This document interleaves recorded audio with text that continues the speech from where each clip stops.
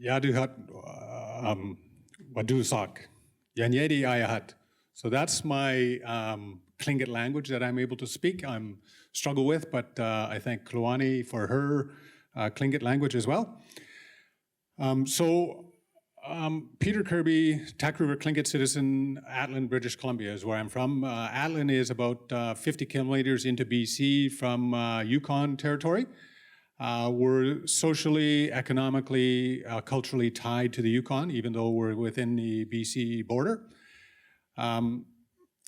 Our project, we went live in 2009. It came from a joint clan meeting. We practice a traditional form of governance in Atlin.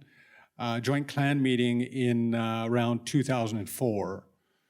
We, the Tack River Tlingit, were in court against the Government of Canada, the Government of British Columbia, and a company called Red Fern Resources. And so at that time, we went and talked at the joint clan meeting about our challenge. And we had lobbied the federal government, provincial government, and anybody else who would, we thought we might be able to get some help from in that court case.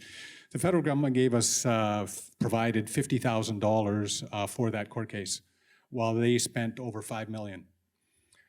So it was a pretty clear message to us that we needed to develop own source revenue to engage at the level that we needed to. The outcome of that court case was a consultation and accommodation requirement along with the Haida case. But that joint clan meeting mandate was to get own source revenue.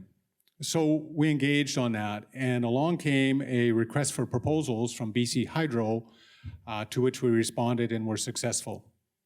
In that process, we learned a little bit about hydro. I reflect now on how I knew nothing about hydro, clean energy projects, how to develop them, how to build them, what they meant, any of that. So we engaged on a community energy planning process and asked our constituents, what they'd like to see of wind, diesel, hybrid, connect to the Yukon grid, or locally owned small hydro. That community consultation part was crucial for us because 75% of the constituents said locally owned small hydro. So when we went to government or to the banks, we had social license all over the place because of that 75%. And people would say, oh, really? Do you have evidence of that? And we did through our community consultation process. We wrote proposals, started the project, and we realized that we could hire the same engineering companies, the same skill sets as any other company could. And we could build it. And that, for us, was important because we wanted to own 100%. Not 5% or 20% or 50%, but 100% of our project. That was crucial for us because we want to be the agents of change that Kim talked about. We want to be agents that control our own destiny. So we started our project, we started building it, and we built the first piece of it, a control structure at Surprise Lake, in 2007. In 2008, we got a shadow bid, which is a contractor tells you what he would build it for if he was going to build it, if he was awarded the contract. That shadow bid came at $3.5 million.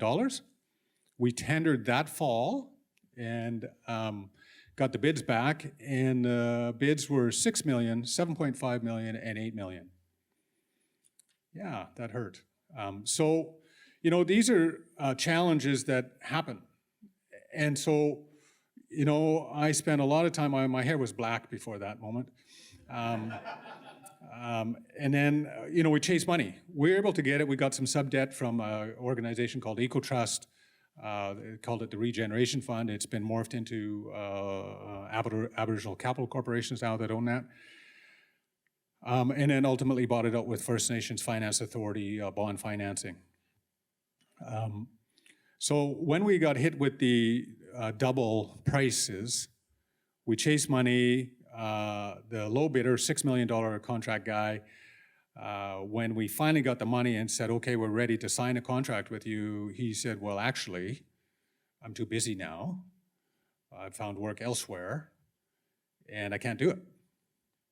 So that's another $1.5 million jump to the next lowest bidder. But we were working with another contractor at a time on a mining project, and we asked that fella if he could do it. And he said, well, I got a bid close at the end of this month. If I get it, I can't do it. If I don't get it, I can do it. He didn't get it, so he got it, right? So, you know, these as you build a project, all the way along, in my experience, learning, asking questions. The professionals, the finance guy, the engineering guy, the environmental person, all, you know, I'm asking questions. How do you do this? Why are we doing that? What is this about? What are these concerns? Talking to our elders, talking to our people, learning all the way through.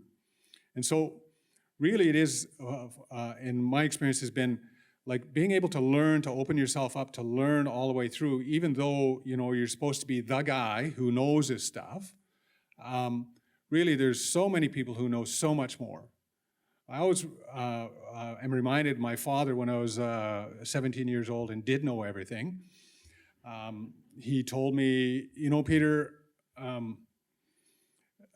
whatever it was we were talking about, he said, that goes in the big book. I said, what do you mean, the big book? He said, things you don't know. Things you do know go in a little book, and things you don't know are the big book. And that's true of all of us. And that's something that, you know, I carry with me all the time. Every single one of us has the big book of things we don't know and the small book of things we do. And that really helps center myself in being free to ask people who know way more than I do about so many different things. And in the development of our project and the desire to own 100%, I think it's important for us to acknowledge that, to say, well, we can hire these people and ask them and learn and build projects that we can own 100% of. So we built the project. We went live commercial operation in 2009. Since then, we've invested over $1 million into training for our citizens that I talked about with the Skills Training Employment Program. We put another $750,000 into an expansion project that we're working on now. Our expansion project is to sell power into the Yukon grid. A transmission line there that we need is strategic infrastructure for the whole north. Atlan, while not physically in Yukon, like I said, is socially, cultural, economically tied to Yukon.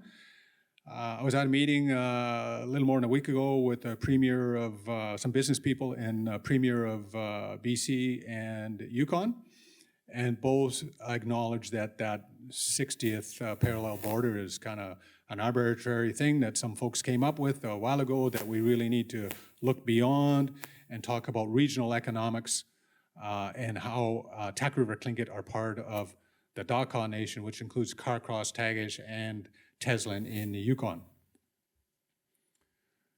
So in our project now, our expansion project, we've done enough technical, economic, and environmental studies to show that we actually do have a project that is economic.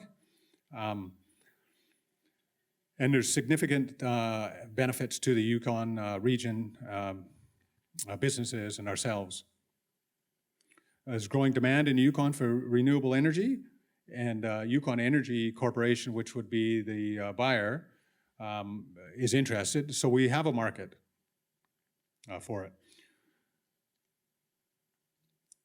We put about $750,000 into the expansion project ourselves with our own money. We've leveraged another $1.5 million approximately to get to the feasibility study that we're just wrapping up now. And so,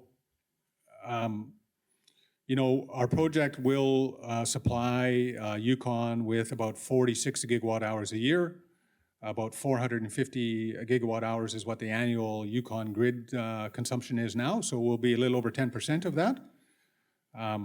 The Tack River Tlingit First Nation government goal is to be off fossil fuels, with the exception of transportation in our remote locale, by 2025.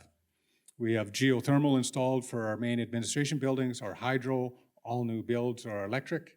And so, our goal again on this project is to be 100% owners. A project to probably be close to $200 million. We're a population of 450. When we built our first project, we were a population of 400-ish. And everybody thought we were crazy because this is so big. Our first project, $17 million. But we did it. And we did it because we asked the questions. We invested in ourselves. We gifted ourselves with the self-esteem we needed to be able to do this. And we were brave. So if there's one thing that I would say to all Indigenous proponents of clean energy, it would be that. It would be to be brave.